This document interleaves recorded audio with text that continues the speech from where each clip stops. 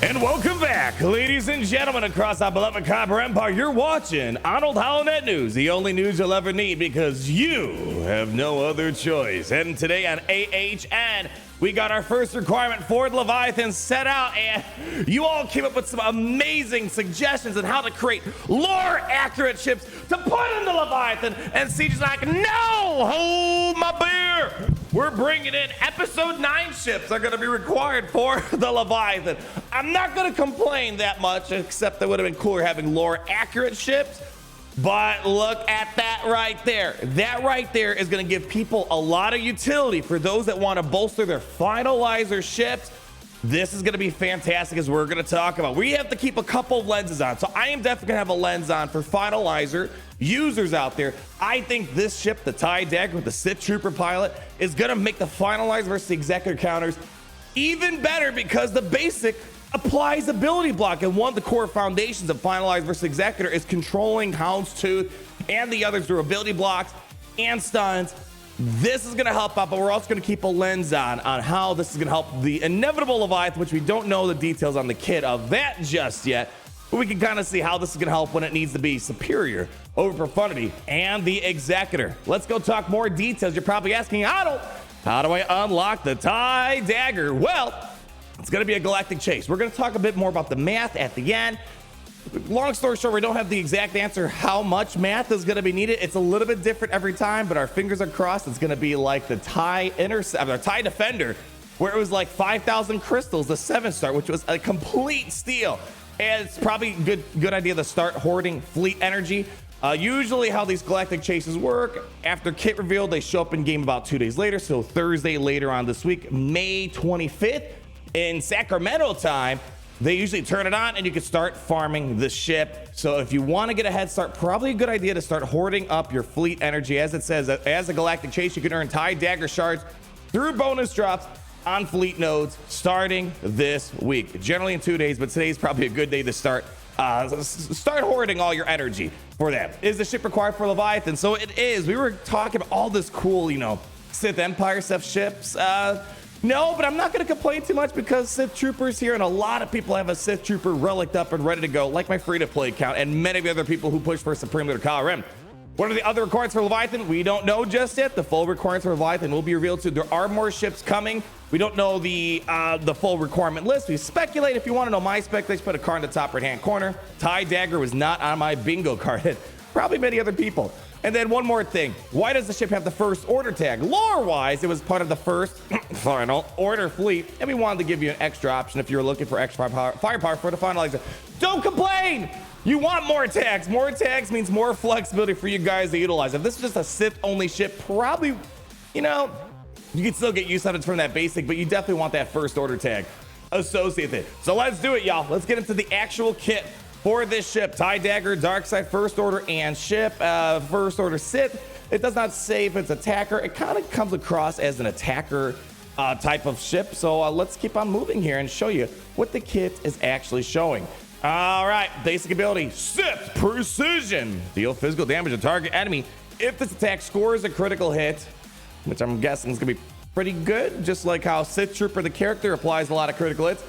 Inflict ability block for 1 turn and gain 5% critical damage, which is stacking for the rest of the encounter. So right there, straight from the very get-go, I think you're going to get utility out of this, even in a finalizer lineup. To be fair, you don't really need the tag to utilize this, but it's nice that it just does it. It inflicts ability block in a basic, and one of the core things at the very opening play, you got to get stuns from Kylo Ren's TIE Silencer on the basic, or you got to use the command shuttle, apply ability blocks that way, or Special Forces TIE Fighter uses the special ability to apply ability block. Having ability block on a basic is a lot more readily available. So I suspect we're going to see those win rates for finalizers go up as a result of just the basic ability, non-tag specific ability block. That's gonna be huge right there. So that's the big thing to look at right here. Even at low stars, which everyone should be able to get the ship at low stars, we're gonna definitely do some low star testing with this down the road. We have the L 7.0 heavy laser cannons. I always love that ships always sound like a radio station. You're listening to the L 7.0, the smoothest first order hits on the mix. I don't know, maybe it's just me. Cooldown of 3, my friends. Deal physical damage to all enemies at the end of each turn. Enemies with 100% health at the start of this ability are inflicted with vulnerable. And if you guys remember vulnerable, we have a couple of them in the character situation. For example, Bo-Katan does it on basic, Jedi Knight Luke has it as well. Basically, guarantees you critically hit so long as there's no critical hit immunity in place. So that's going to help make, well, this a lot easier applying ability blocks for one turn. At the end of each turn, you get the vulnerable for one turn, and all other enemies are inflicted with tenacity down for one turn. And why is that helpful? Again, I'm looking at the lens permanently a finalizer because that's where you're going to see the immediate impact. Tenacity down means, well, easier time landing stuns, an easier time landing the ability blocks as well. That's why it's going to be very helpful, and especially navigating around a Houndstooth, which usually can be a little pesky.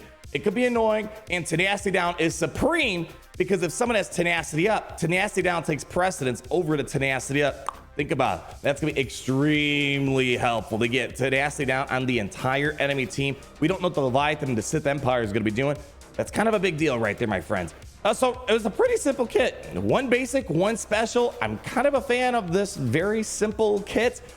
The rest of the stuff really is coming from the multi-unique abilities and the reinforcements, which could be interesting because, as you know, with the finalizer, it likes to play around with the reinforcement abilities a bit. So hopefully we can take advantage of this again inside of a first order lineup. But look at the first sneak ability, Emperor's Edict. Whenever an enemy attacks out of turn or another Sith ally is inflicted with a debuff that can be dispelled, you gain 1 stack of vengeance. So again, putting the lens of the finalizer in mind, probably not going to get a lot of Sith allies inflicted with debuffs. I mean, maybe you can, I don't know if it makes sense throwing this in like a Chimera, lineup with Tarkin, maybe you got some Sith Nerd Vader and Sith Bomber and whatnot. I'm not focusing too much on that. That's gonna make a lot more sense when we get into the Leviathan fleet down the road.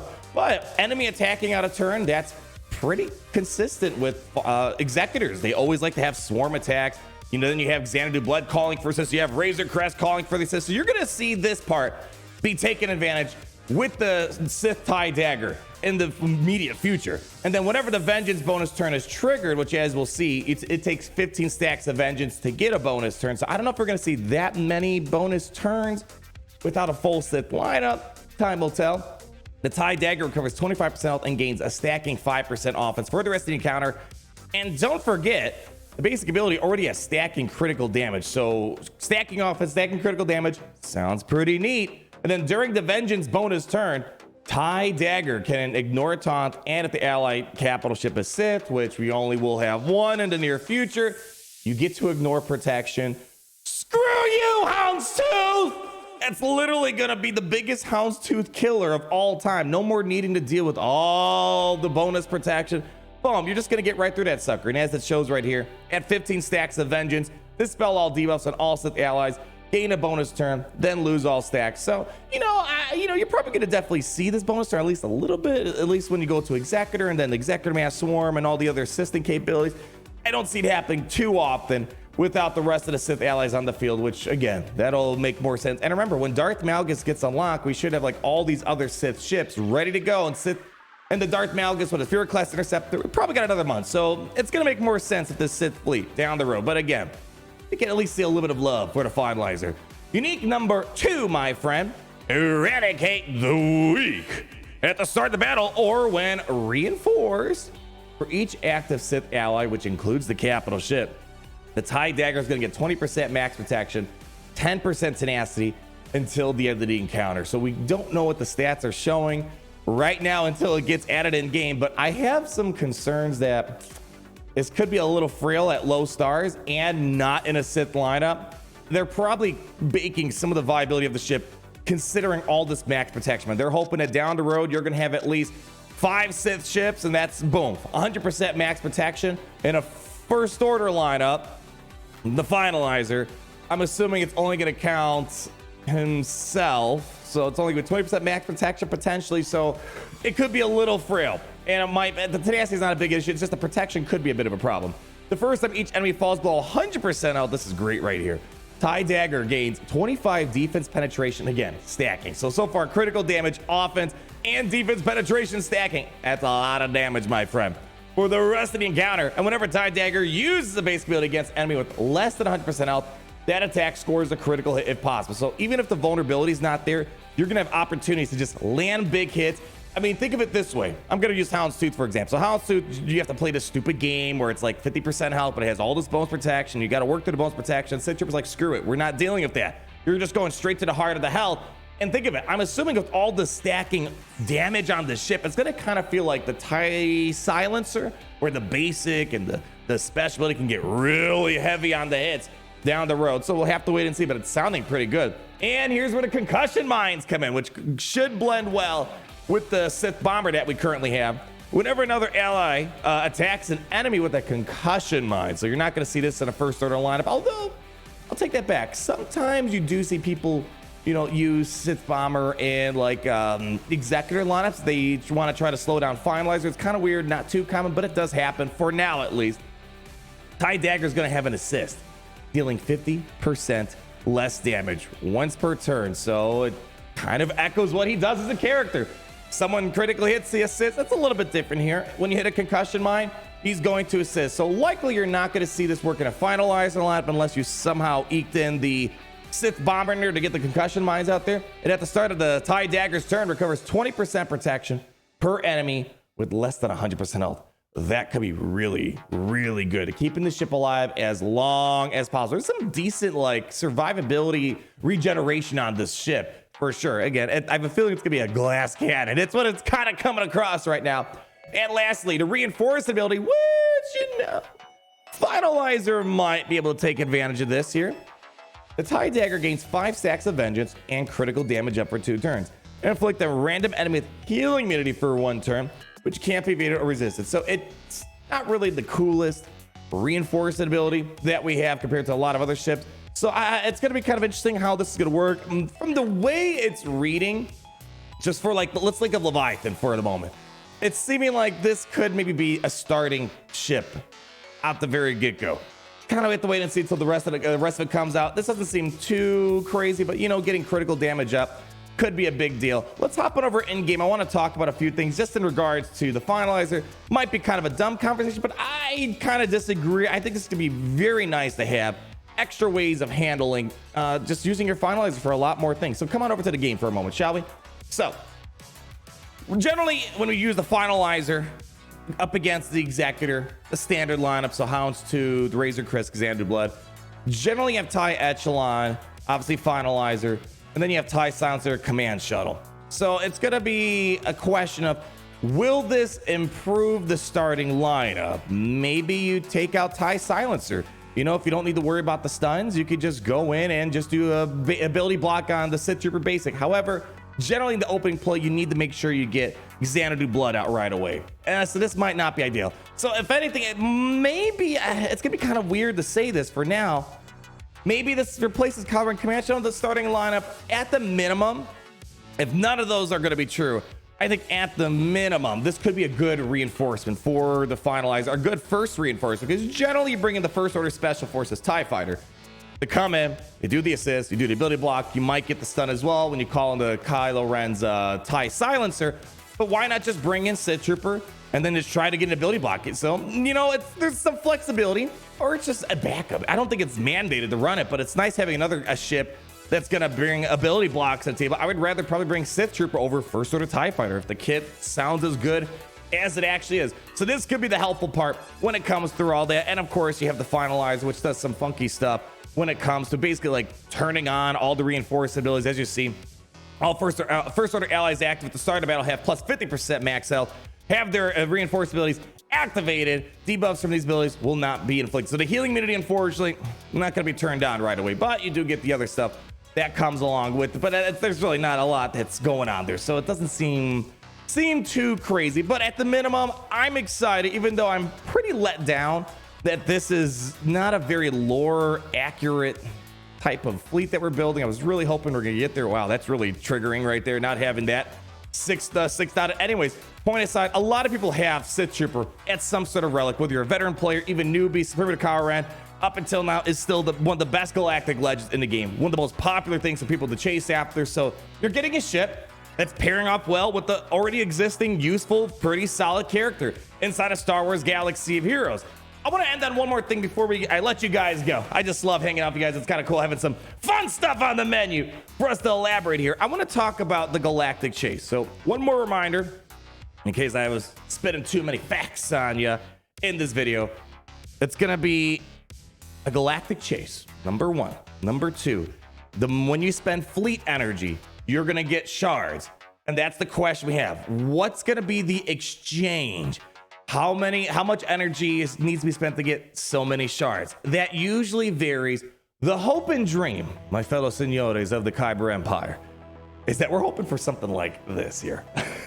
The last Galactic Chase we had was the TIE Defender earlier on this year. It was by far the best Galactic Chase, or just in general, the best event ever to get a brand new thing at 7 stars or even high. I got mine the nearly, I think, just under 6 stars on my free-to-play account. It was so easy. It was about 5,000 crystals to get this ship to 7 stars, which is a steal and a lot better than spending months later trying to farm it normally on a 1-drop basis on some sort of hard node. So the point I'm getting is you definitely want to try to maximize this. And if you're a finalizer owner, I think you got some incentive to do it. If you're someone going for Leviathan, you're going to have incentive to do it. And if you're not in neither of those camps, doing as much now is going to be incredibly helpful, so it saves you time in the back end whenever you do decide to maybe help the finalizer lineup or work towards the Leviathan.